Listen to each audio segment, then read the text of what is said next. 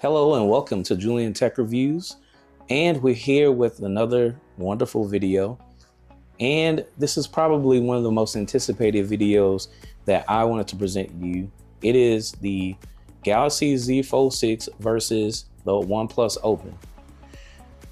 But before we get into it, if you can please like and subscribe to this channel, we greatly appreciate it. And thank you for all the support. This is one of my most anticipated videos because I am a fan of both Samsung and OnePlus. And some say that OnePlus has the best foldable in the market, the US market specifically. And then some say that Samsung software and everything around it and this new form factor is enough to dethrone the OnePlus Open. But we'll find out. Let's see. Let's start with specs, as I always do with all my videos. So let's just talk about when these phones and these foldables first launched. So Samsung has been a pioneer in the foldable market, and this is their 6th iteration of it. However, OnePlus has decided to enter the market last year, and this was released in October of last year, 2023. And this one was just released this year in July. Now, very highly anticipated because OnePlus is known as the, beast specs, just flagship killer with a killer price, with a budgeted price. And for the most part, OnePlus has been that way. However, lately they've been trying to compete with the Samsungs and everything of the world when it comes to price and flagship quality. But yet they've returned some kind of, they have a renaissance of just the thought process of being, the flagship killer with the great price. So now we're back to it and we're going to compare these two. Let's go ahead and talk about the specs. So regarding the body, the dimensions of the Galaxy Z Fold 6 is 153.5 by 132. When it's unfolded and then folded, it's 153 by 68. 0.1 across the board. Now let's look at also the weight. The weight of this is 239 grams. It has a Gorilla Glass Victus on the front, and it has a Gorilla Glass Victus 2 on the back. It has the aluminum frame, and then unfolded, it has the plastic front, which is, not as protected, but it does provide some protection. This is IP48 water resistant. So no dust resistant, as we mentioned before, so it can get in there, and it does have stylus support. Let's talk about the OnePlus Open. So the OnePlus Open has an unfolded dimensions of 153.4 by 143.1. So that is slightly bigger than the Galaxy Z Fold 6. And it has the exact same grams or weight as the Galaxy Z Fold 6. So they state it's 239 grams or 245, but I've held both in my hand and it does feel, very, the same. And the front has a glass front, which is ceramic guard, and it does have a plastic front as well as when you open the case here. So the screen right here is a little bit of a plastic front. And in the back, we have this glass back, eco leather back, and it has an aluminum frame just like our counterparts here. And it's IPX4 splash resistant. So you're getting a little bit more, a lot more protection with the Galaxy Z Fold 6 when it comes to water and everything. So when it comes to body, we're looking at whatever form factor you think is going to be best for you. But for me, it's a very tough choice because I like holding this in my hand compared to this, but Samsung's got better. All right, so let's go ahead and talk about the display. So the display is a LPTO AMOLED 2 times 120 hertz HDR10 plus 2600 nits of brightness, and the size is 7.6 inches when it's open, and then when it's unopened, when it's closed, it's 6.3 inches. And it has the dynamic LTPO AMOLED on both the inner screen as well as the outer screen. Okay. Now, compared to our OnePlus Open here, it has a LTPO3 Flexi Fluid AMOLED with Dolby Digital Vision, 120 hertz, and 2800 nits of peak brightness. So we're getting the beefy stats already, and this came out last year. So Samsung has got to step it up a little bit. And also in the cover display, it is or the inner display, which is the full tablet of the foldable, is 7.8 inches, so opened up, and 6.3 inches across when it's closed. Now, if you can just kind of look, you can see that the OnePlus Open is slightly bigger, and it does cover more real estate, and it does have, you know, less bezel, you know, around here. So you are taking full advantage of the entire display. So in my preference, I mean, they all look dynamic and they all look great, but I would just have to say, you know, the OnePlus has smashed it out the park when it comes to their foldable. And I repeat, this was released last year. So let's just keep that in mind.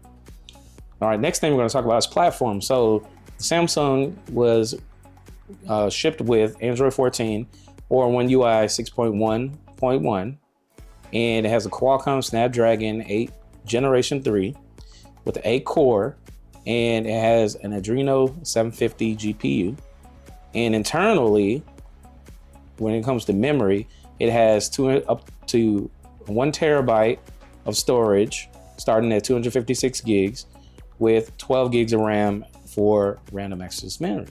So that's just pretty much the platform memory of that one.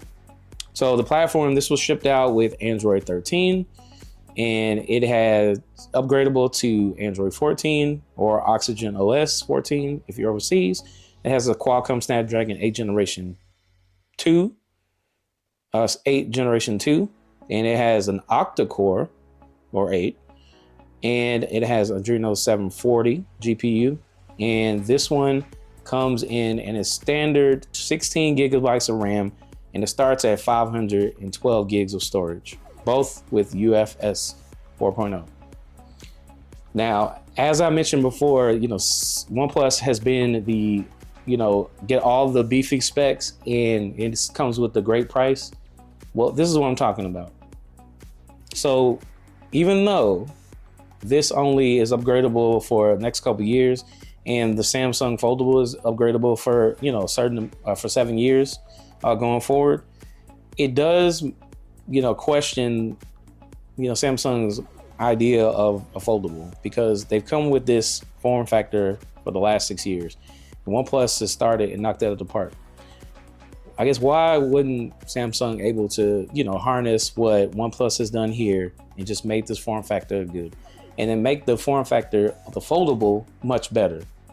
But, you know, I just don't understand. And then the random access memory, or the RAM, is at 12, and it hasn't changed. This one started at 16 when it first came out. So it is just as good, even though it's a later generation. This is the Snapdragon 8 Gen 3, and this is Snapdragon 8 Gen 2. I'm getting no discrepancies in performance, and the performance is great. And it's going to get a lot more slanted towards OnePlus as we continue to go on. And we're going to talk about now the cameras. So you asked for it, you got it.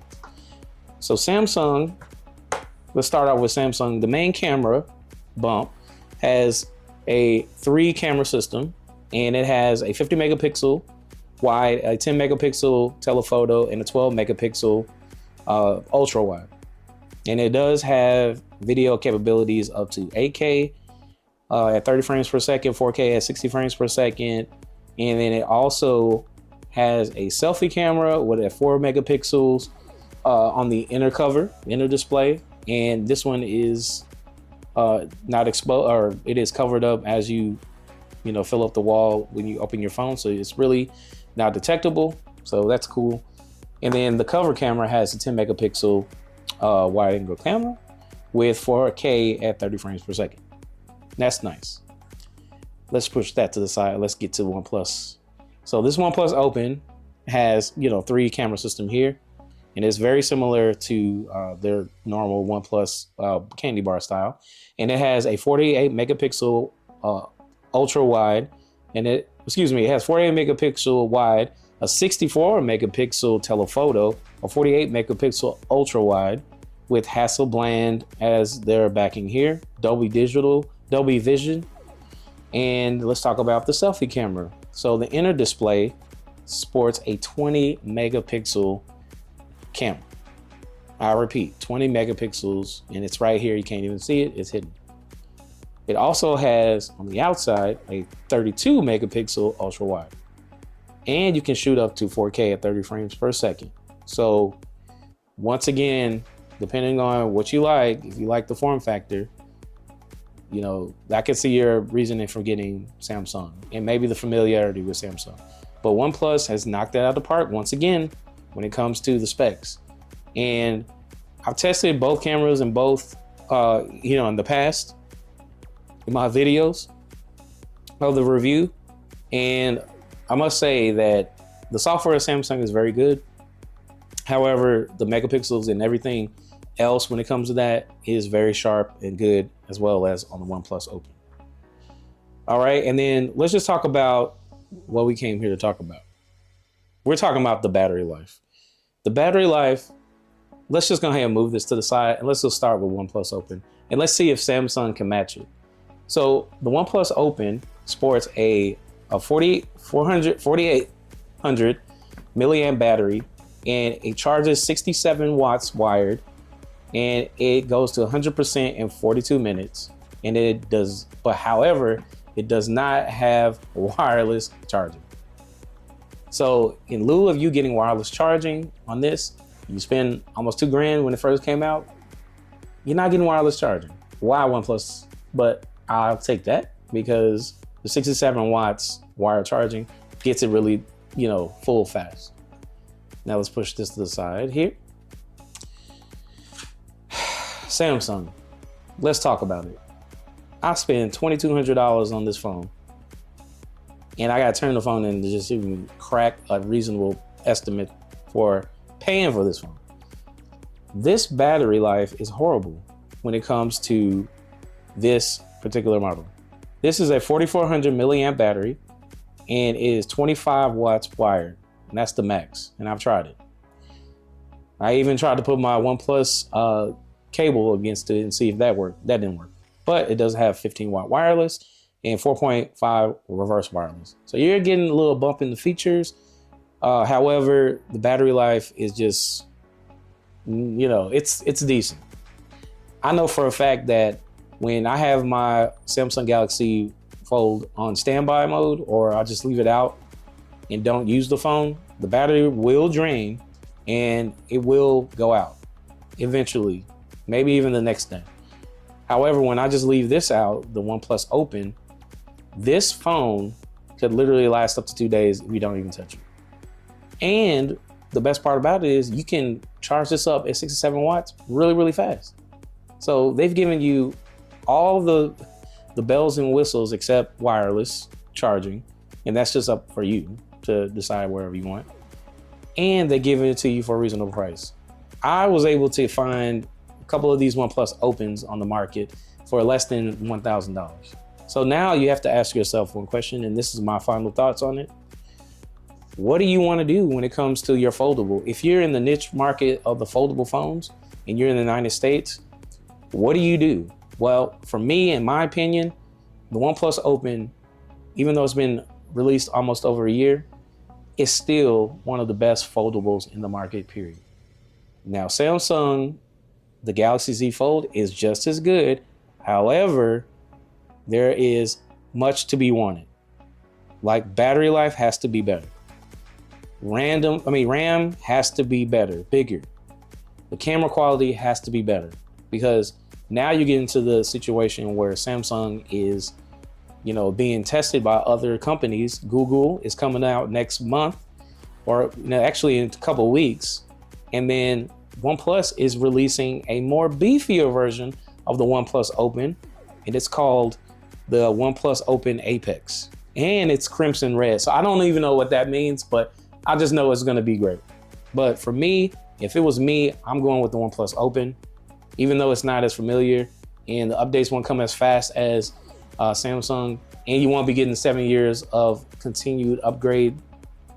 versions of Android, other than here and small security updates.